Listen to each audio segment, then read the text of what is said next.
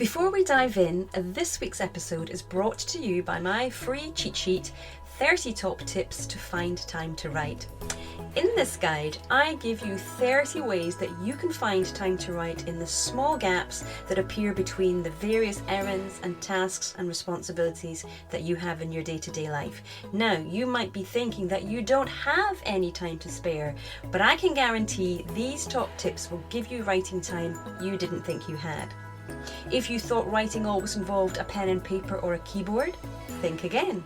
If you thought you needed at least an hour at a time to write your manuscript, I help you reframe that. You won't be disappointed. Get your free copy of 30 Top Tips to Find Time to Write by going to emmadesi.com/30 top tips. Okay, let's dive in to today's episode. Shanti Hershenson's first two novellas were published when she was in the 6th grade, although her writing journey started long before then. Ever since she could hold a pencil, marker or crayon, she was creating stories. They started from pictures, mere scribbles, and eventually turned into captivating tales. She lives in California with her parents, sister and furry friends, and besides writing, she enjoys skateboarding, Beyblading, free running, falconry, and of course reading. She writes in a variety of genres, including science fiction, fantasy, historical fiction, although she mostly sticks to sci-fi.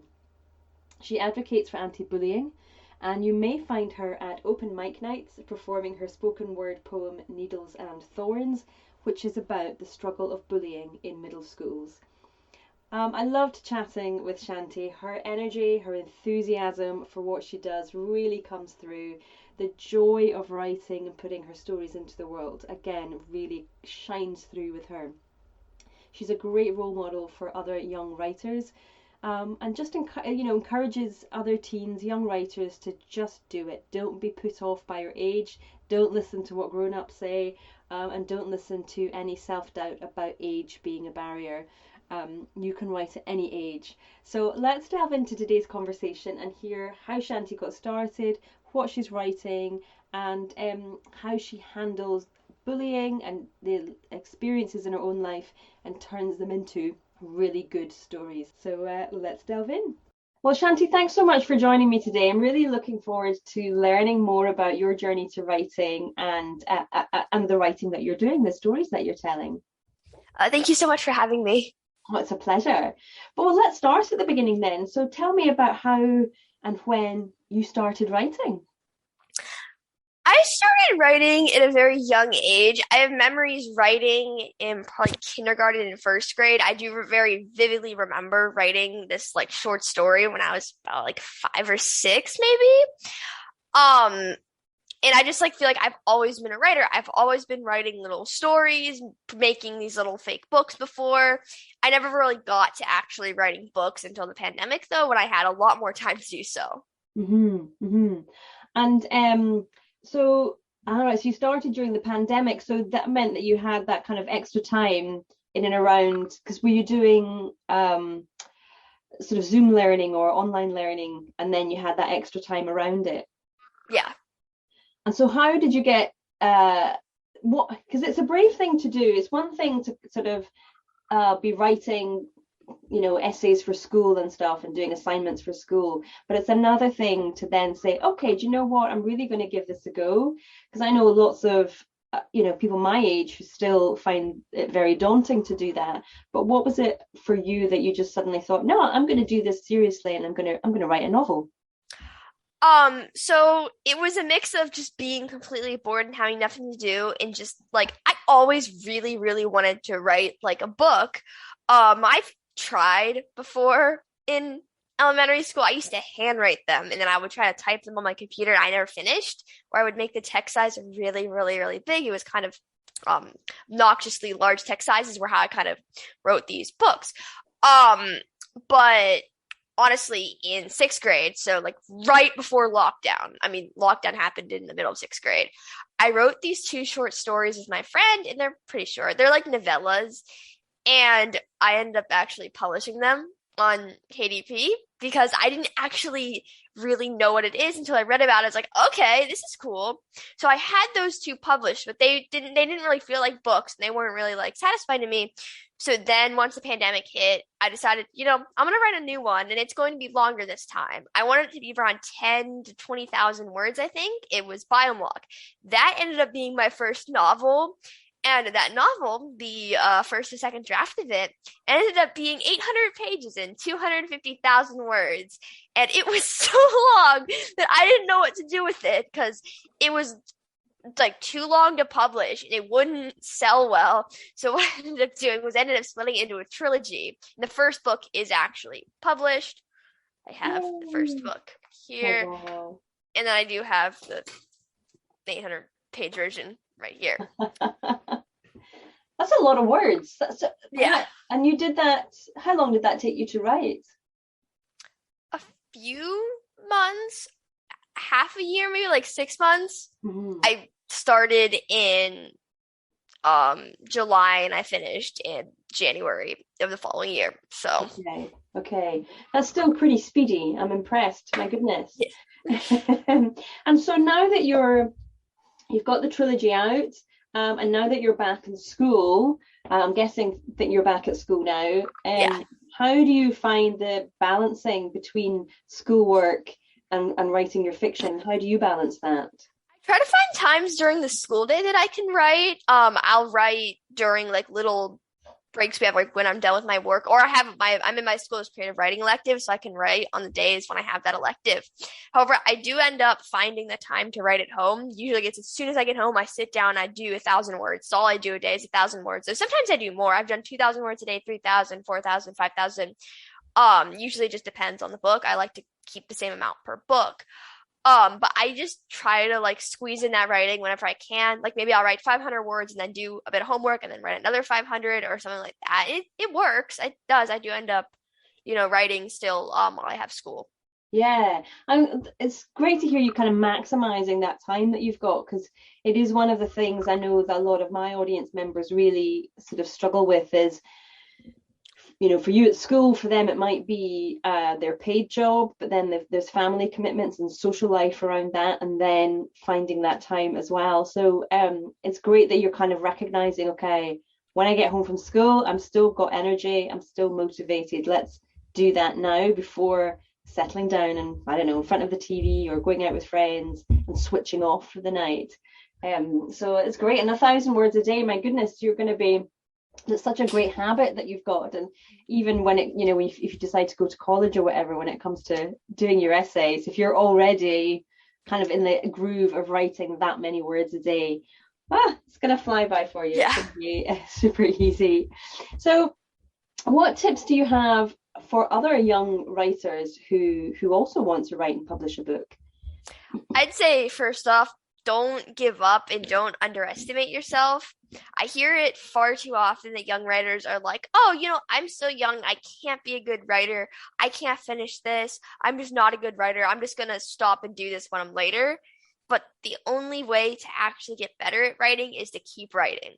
So my biggest tip is just go for it. Write your novel. Write the same amount every single day. And then once you're done, the improvement between when you started your novel and when you finished it will be like insane. And then you can go back and edit the parts of your novel that aren't as good as what you have now. And then you have a solid novel and you're a much better writer. Mm-hmm. Yes, 2 for 1. And so when you're, given how prolific you are, do you plot ahead of time? Do you plan your stories, or are you a pantser? Do you sit down and start writing and see where it goes? I start writing them. Like I usually honestly have very little ideas beforehand, so I just start up. I kind of have maybe the basic plot in mind. Sometimes I don't. Sometimes I have nothing. And as I write, I'll try to write down plot points that I want to happen. That's what I'm doing right now. I have half the book plotted out, maybe. If I'm being honest, I have no clue how this one's going to end or how it's going to all come together at the end. But like the first half of the book, I have almost completely plotted out. So it's kind of now, once I get to the point where I don't have anything plotted out, I got to plot something new out. So it's like half and half. Okay, I like that. So it keeps it fresh for you. You're not exactly sure what's going to happen, but you've got just enough to keep you on the straight and narrow and keep the story moving forward. I like that. So you've written your first trilogy. You're writing the next books. Are they the next book in series, or are you starting something new? So I did write a fourth Biomlock book. Now I'm just kind of writing whatever comes to mind. I have to admit only one of my books actually. So I have a whole published series, The Chronicles of Zaldane. These are novellas, but the text size in the books are annoyingly small, so they would be longer if I would have changed the text size. Um, and these are the only other books that have actual published sequels. Biomlock actually haven't published any of the sequels yet. It's happening soon. Biome Blackout, which is the second book, is very close to being published. Right now I'm just kind of at the stage where I'm like writing and just writing whatever comes out and then having these new novels like every month and then publishing them. So on March 31st, I just released a new book. It's doing pretty well. It's called The God's Right Hand. And it's another novel I did random. I wrote this one at the start of the school year. And it needs a sequel because it ends on a pretty big cliffhanger. And it's there's a lot that still has to happen. Have I written that sequel yet? No, because I decided that I was going to write a completely new book instead. So that's kind of what happened. Tell us about that book that's just come out now, and congratulations on your Thank latest release. That's great. Tell us about it. So The God's Right Hand is follows a fictitious second American Civil War between East and West America.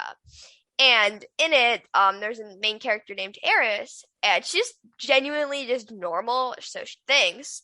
And one day she's walking home from school, and something happens that gets her in a really bad situation, and someone points a gun at her and shoots it. And instead of her being dead, she finds that she caught the bullet in her hand. And obviously, that's not normal. Maybe you should get that like checked out. But anyways, now she's freaking out because that's kind of a skill that could be useful in the middle of a war. And it's also something that's literally unexplainable. And when it happens again, now she's like freaking out to the max. So now she's kind of on the run because, of course, people are going to want her. And of course, there are so many secrets that are kind of left unsolved. So It's a really fun book. It was really fun to write at first until I had to figure out why she has to catch the bullets. But I did kind of solve the whole plot. It's pretty straightforward. And it's a really fun book. Yeah, it sounds like what a great premise as well. This idea of another kind of civil war, because you could have imagined that happening in the recent years as well. Yeah, so it's very sort of relevant. There's something I know that you do like to talk about. Is the sort of the bullying that's happened in schools. This is something that you're passionate about. Is it something that you've experienced yourself, and what advice do you have for teenagers who are experiencing bullying? Yeah, I've experienced bullying in several of my school years. I'd say it's like sixth grade was the big one. Fourth grade, even like in younger years. But my advice, obviously, for teens who are being bullied is talk to someone, whether it's like a friend you can really, really trust, or a parent or a teacher. Find that trusted adult, because I know there's one somewhere. It's like a coach, a teacher, whatever.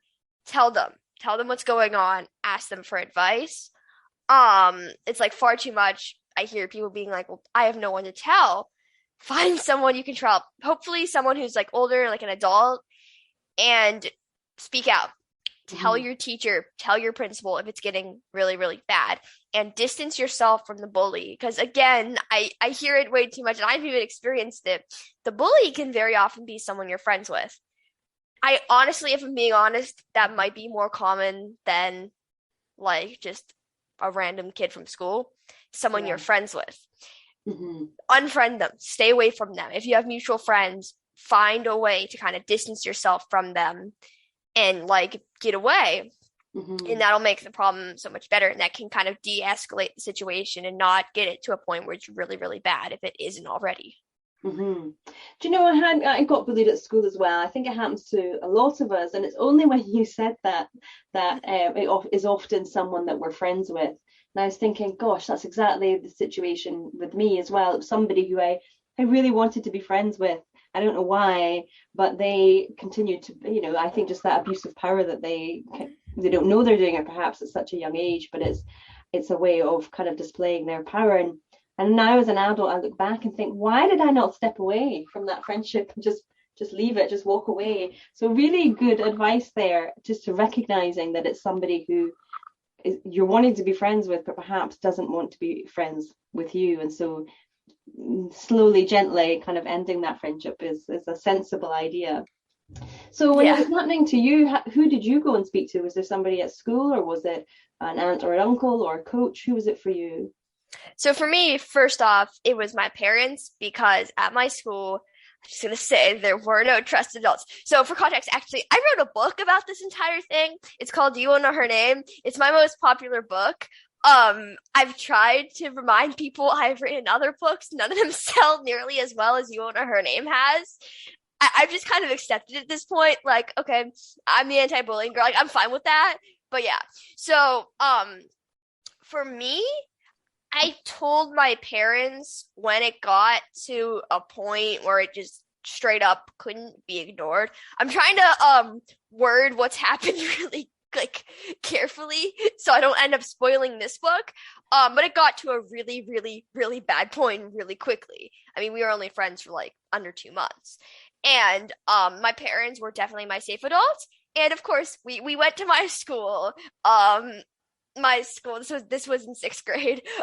My school did not have a positive reaction to this. There were some really serious events that went on here. And I mean like felonies and stuff. And my principal's response to that was, it's just middle school. It happens all the time. And in middle school, we believe that kids should be allowed to make mistakes. Okay. And I still pose the same question. What is a mistake if it keeps happening to people? Because this stuff is still happening to people. Like, people have come forward. People have told me, oh, yeah, you remember that person? Yeah, they just did this to me. And my principal's reaction still point is, oh, kids can make mistakes. But how many mistakes until it's not really a mistake anymore? Yeah, it's a good question. And so I'm sorry to hear you had that experience with your school. Given the experiences that you have had and writing the book and talking to other people about bullying, how do you think that schools can handle the situation better for their pupils?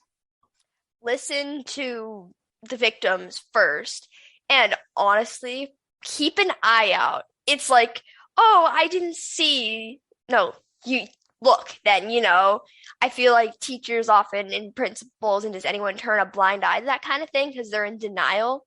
And honestly, if a lot of different people are coming forward to you about a topic that's happened, you have a problem. Your school has a problem with it. Mm-hmm. Acknowledge it. Don't be like, oh, no, we don't. We don't have a problem with that. It's just like one kid making a mistake. Mm-hmm. Address it. And figure out in your situations what can be safer. Maybe you need another hall monitor. Maybe you need 2 people to be separated. Maybe you need to expel someone, and figure out what needs to be done that can make your community safer. Because I feel like in a lot of situations, it's like different for each.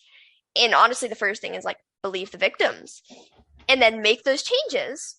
Mm-hmm. And then we're not going to have as big of a problem anymore. Yeah. It's funny how, I mean, because kids are not going to make up that they're being bullied. So there's a good chance there that there's truth there and it should be listened to, and that person needs to be heard. So great advice there. So I'm going to move our sub kind of topic onto the fact that you've written a novel in poetry, which fascinates me. And also the idea of doing it myself scares me a bit. Why did you choose to do that, and what was that experience like? So I did that for You Won't Know Her Name, and I did that mainly because I didn't feel like I could tell the story in any other way. I had tried to write these paragraphs about just first chapters, opening paragraphs for a story about what happened to me. I couldn't do it. There was no way to properly introduce the characters, change their names, to do really anything that wouldn't either reveal a really big revealing piece of information or just wouldn't feel right. I kind of settled on it also because poetry does end up being a big part of the story. So it's kind of like reflected in a way. And also, it was the easiest way to give the characters no names because I didn't want to rename them or it would be really, really bad.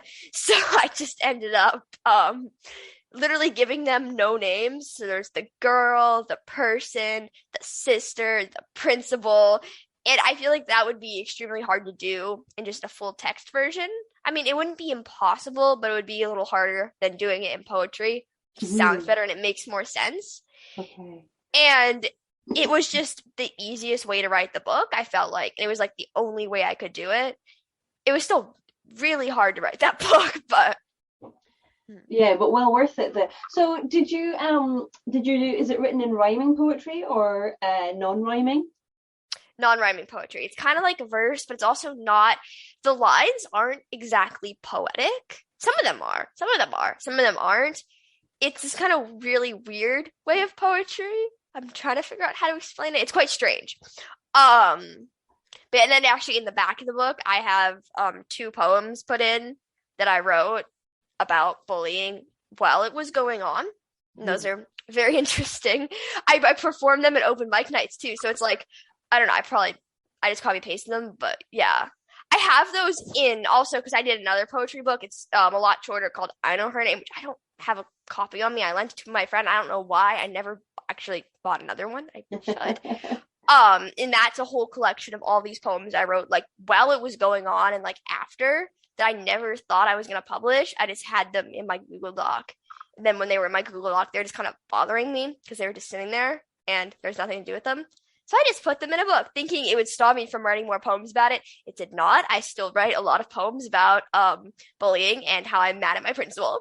Those are like the best poems I write. So there's still a lot of stuff to kind of work through there. So clearly poetry is a big part of who you are as well. It's not just writing prose. And so do you envisage that you'll write another novel in poetry form, or are you happy to stick with kind of writing chapbooks and sticking with that form? I think I will at some point. Once I have a topic that's like, usually the novels told in poetry are like my more like sadder books in a sense. They're the books that are more like, and like the poetry might make them sadder when there's like less not things to know. I joke about a sequel to You Won't Know Her Name a ton. I almost did it as April Fool's prank. However, I don't think it's going to happen. But it's like right now, I really do see myself more on like just regular novels. However, definitely at some point, I am going to try like, like another book in poetry, like just a novel in poetry. So I really do like love it like a ton. It's like it's not that it's easier, but it can be funner in a way. But it's also like I do really love writing novels. So and so your poetry influences, are there poets in particular who you enjoy and that have influenced your work? I don't read much poetry, if I'm being honest. So I had a phase where I was reading a ton of poetry books.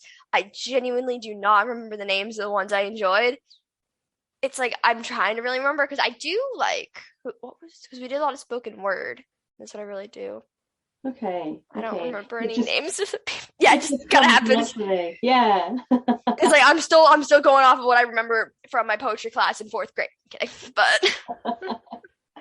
And so what are some of the book recommendations that you've got for other teens, whether it be on the subject, novels on the subject of bullying or books that you've enjoyed, or even books about writing that have inspired you and you think would be good for other new young writers coming through?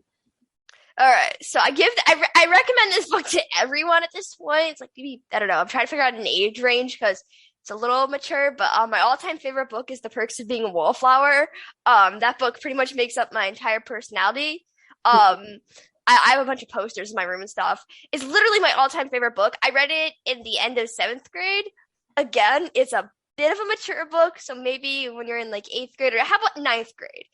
Because that's like, when how they age the character. So when you're starting 9th grade, that might be a good book to read. I probably should have read it then. It's I read it very young. I mean, you can read it whenever. It's literally it's an amazing book.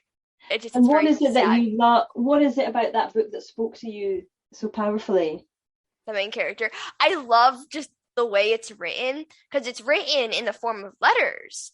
And it's kind of like we don't know who he's writing to necessarily. I kind of think he's writing like to the reader, and it's kind of like that's like it's kind of breaking the fourth wall a little.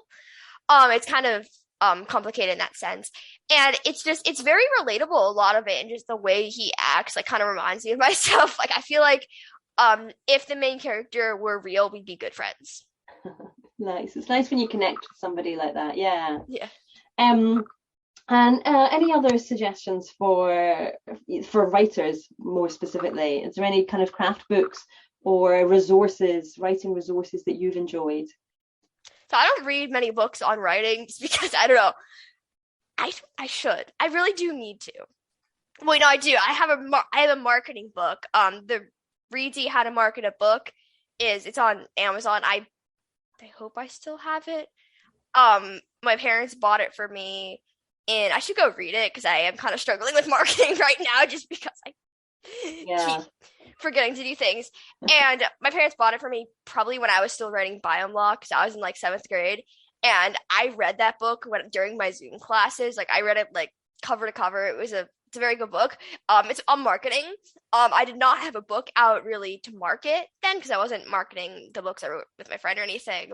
I just kind of memorized all the stuff on marketing and then used them to market my books. Mm-hmm. However, I have forgotten a lot of that stuff now, so I should go pull that out. It's like my copy is very destroyed now because, like, I have my cats crawling all over me during my Zoom calls. I kept reading it, and that's like biggest recommendation. Honestly, again, just Google things and make sure your sources are valid though, because you might find a bunch of stuff that's outdated or whatnot. I'm actually thinking of on my website putting together a list of all of like the websites and just specific articles and stuff that I really like. I still have some tabs open from like 2020 of stuff I like opened when I was just writing Biome Law and like just needed a bunch of like tips, even if I wasn't going to use them for months. I still haven't used them yet. And you mentioned that you do a creative writing class at school. So is there anything that sticks out to you that your teacher has maybe said to you or given you a bit of advice on that you found useful? Not really. It's like for the class, mainly I just sit. We don't do much. I just usually just sit and work on my books. Unfortunately, electives at my school very much have become kind of a free-for-all. So kids will run between electives and go find their friends, or just kids will goof off in the elective because, as it turns out, there are very, very few writers at my school. It's kind of sad though. Yeah, people really just actually. I don't know. I feel like a lot of young people just really hate to write, and it's really sad because like writing is fun. But I am one of the only people in my class that actually thinks that. Yeah, well, you're maybe one of the few people who have the patience to sit down and write for that length of time. I remember being younger and I would prefer to go out and socialize than sit down and write. When I do kind of look back and think, gosh, if I'd just taken half an hour each day, how life might have been so different. So, yes. So talking of fun though, writing is fun. What else do you do for fun when you're not writing? What else do you enjoy? I would say reading, but I feel like that's an obvious one. I do really like to hang out with my friends. I have a really, really good friend group right now, and we all have sleepovers and we all just hang out together. It's spring break, so everyone's like kind of all over the country. But like I really enjoy like hanging out with my friends, and I don't think they're in here right now. Sometimes they appear for my podcasts. I have 3 cats. One of them actually lives upstairs because she's very old and does not like our very younger, energetic kittens. But my 2 kittens, they're not really kittens. They're a year old. I still call them my kittens because I got them when they were babies. They are my babies. I love just playing with them and petting them, and I'll write about them a lot. So any animal I've had, cat, guinea pig, even fish, will appear in my writing at some point. When I was younger, I used to write these little short stories in like I'm gonna put in quotation marks books, because I used to go and I would buy like kind of bind paper together and make like these books. I would put like a dedication on the back. I would draw the covers of the other books I'd written. It was really cute. I dug up a bunch of them recently, and I'm very surprised that no one in my family saw this all coming. I didn't either. But it's very obvious that I was gonna write a book at some point, because like I knew how everything worked with them. Like I would have, the back cover, all the components, even a copyright page on some of them. It's kind of silly. And yeah, it's like, that's kind of, yeah. And so what about the future then? Do you see this as something that you are kind of doing for now, that's fun for now?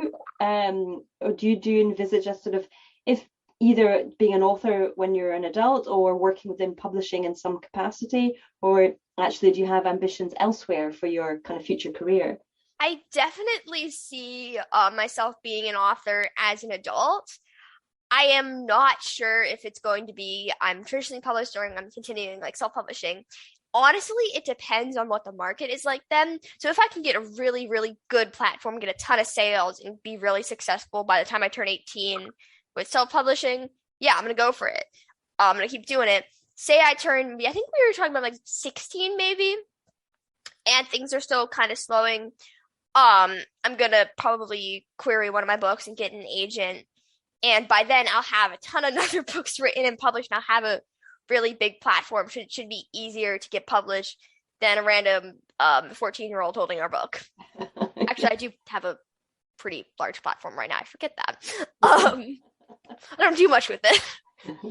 And so you mentioned that you kind of thought that you'd be writing book 2 of your new series, but you're actually starting on a new book right now. What can you tell us about that so far? So the new book I've started is this is a kind of big number. It's number 17. The amount of books I've written, it goes up periodically. So I actually need to edit my like bio again. I forget because it goes up every month or so at this point. And this one is number 17. And it is the most complicated book I've ever written, because for context, it's about this school for really young, talented writers. And it takes place in the future. So what they can do is they can like simulate certain events. So it's like there's like simulations, and then you can go in them and kind of experience what you want to write. However, it's limited because, they can't have this all power. So in a way, it's like reducing your imagination a little, because a lot of writing is like imagining these scenarios and coming up with things for them. So if you can just straight up experience them by a machine, and then it's a little bit taking away your imagination. And so there's that aspect of it. And the main character is the child of 2 really famous writers. However, the main character isn't that good of a writer themselves, but they get into the school because, nepotism. And now they're struggling to survive. There's these simulators, and on top of all that, as they're, trying to write, they start picturing the main character as like real. They start like dreaming of the world and like kind of visiting the world that they're creating. And of course, that's a problem, because then they'll create a really scary villain, and they'll have like all this to like kind of uncover. And at first, they're going to think like, oh, this is just the simulations doing this. This is some weird side effect of it. But what if it isn't? What if it's actually real? And, so it's like all these like kind of 3 different like elements all kind of like smushed together. It's so complicated. It's kind of silly, but it's also really, really like fun to write. Mm-hmm. I'm about almost, how many words am I? Almost 13,000 words into it. So I'm really just beginning it. The chapters are kind of short too, so it's pretty fun. Okay. But it's one of those books that just has like so many different like themes and meanings in them that I feel like it'll be almost a better read. I know it's probably going to be, when I finish it, the best book I've written. I just finished a book too, a week ago, a week ago, I don't remember when. I think that book is the best book I've ever written. I'm really excited to publish that one because it's so fun, and I genuinely think once it releases, it's going to be my like most popular book, mainly because I have a lot of content to work with, and I have a lot of stuff that I can kind of market with it. See, I do have a printed copy of it, but the cover isn't final. It's just my proof cover. I designed for myself, but here you can see. It's this. This trim size has also got to go because it's so tiny. I don't even think Amazon's going to take the trim size for expanded distribution. But like, I think this is the best book I've ever written, but now that I'm writing a new one, I think I'm going to think that's the best book I've ever written. But I still have like an attachment to You Won't Know Her Name, so I still think that's the best book I've ever written. It's kind of complicated, but I feel like with each book I write, I improve, of course. And then I think, oh yeah, this is the best book I've ever written. Oh my goodness, how did I, yeah. Well, that's good, and that's the way you want it to be. You want to have that feeling of growth and getting improvement with each book. And the fact that you're mentioning, you know, that this latest one, the plot line, the storyline is the most complicated storyline that you've put together, does suggest that, yeah, you're ready for that next step to just get a bit more tricky with things and a bit more involved, and so see where it goes. Well, I've really loved chatting to you, Shanti. Thank you so much for your time today. It's been invigorating to listen to you chat and see the enthusiasm that comes through and how much you enjoy what you're doing and the fun that comes through from it. So before we go, I wonder if you could just tell listeners where they can find out more about you and your books. So you can find my books pretty much everywhere you buy books online at this point. I find them in the weirdest places. I'll find websites I didn't even know exist. My books will be on there. Both the hardcovers for You Won't Know Her Name and then another book, The Accidental Insurgent, those should be available on Barnes & Noble. I don't know if actually any of my other books are. They used to be on my paperbacks. Now they're not. But the hardcovers 100% are. Those should stay. You might even be able to find, especially You Won't Know Her Name, in a store. It's in a couple like physical bookstores. I have to make a list, and I know I keep saying in every interview, I'm going to go make a list on my website. Haven't done that yet. I kind of have so much to do that's not one of my really big priorities. And then you can also find me on Instagram. My Instagram is at Shanti Hershenson. And my website, I don't know if I mentioned it already. I know I mentioned it. My website is shantihershenson.com. It's ShantiHershenson.com. That's got everything on it. I need to update it. It's very, the website that I've created it on is kind of lagging right now, and it's like, oh, sorry, you can't update your website at this time, so I just gotta go refresh and do that. But that would be a good starting place for people. Yeah. Cool. Well, I'll make sure to link to that in the show notes. Fantastic. Well, Shanti, thanks again, and take care. All right, thank you so much. Bye.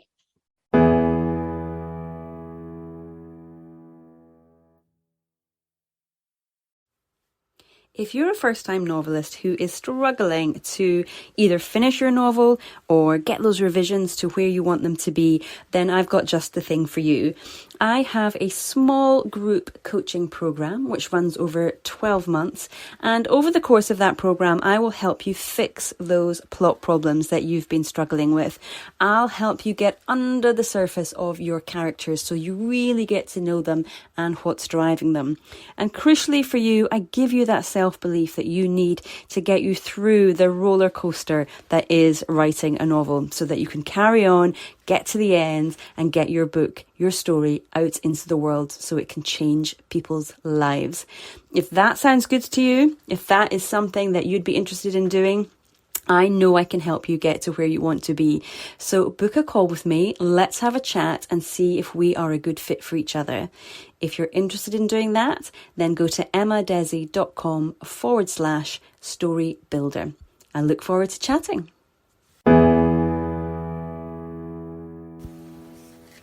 Well, thank you so much for joining me today. I hope you found that helpful and inspirational. Now, don't forget to come on over to Facebook and join my group, Turning Readers into Writers. It is especially for you if you are a beginner writer who is looking to write their first novel. If you join the group, you will also find a free cheat sheet there called 3 Secret Hacks to Write with Consistency. So go to emmadesi.com/turning readers into writers, hit join. Can't wait to see you in there. All right. Thank you. Bye-bye.